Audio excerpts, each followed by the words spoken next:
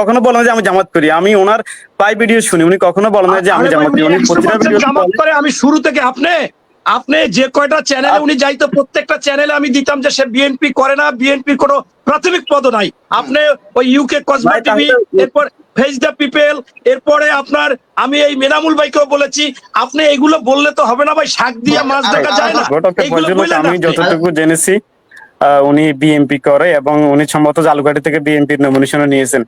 কিন্তু আজকে উনি যখন ওই যে জামাত ভালো সংগঠন, ওনার কাছে ভালো লাগে, ওই হিসাবে জামাতের যে পজিটিভ দিকগুলো উনি ভালো কথাগুলা বলে, জামাত যে পজিটিভ দিকগুলো, জামাতের যে ভালো দিকগুলো সেটা বলে। ওটা বলার কারণে কি উনি কি বিএনপি থেকে জামাত হয়ে যায়? এইগুলো বললেন না আপনি। আপনি আজকে কালকে আপনি এইটা বললেন না। আমি বললাম তো, আপনাকে চ্যালেঞ্জ করলাম যে ঘোর জামাতের লোক এবং শুধুমাত্র পিঠ বাঁচানোর জন্য তার ঈমান ছিল না। উনি কখনো ওনার কোনো, আমি ওনার প্রায় আলোচনা করেছি, কোথাও উনি নিজেকে বিএনপি পরিচয় দিয়েছে, কোনো জামাত পরিচয় দেয় না। যে পিঠ বাঁচাবার জন্য ভাই, আপনি তো বললাম যে সে কিভাবে হয় ওখানে উনি ওই যারা যে সাজানো নম্বর যে ছিল তার উনি নকের যোগ্যতা ওই সময় ছিল না।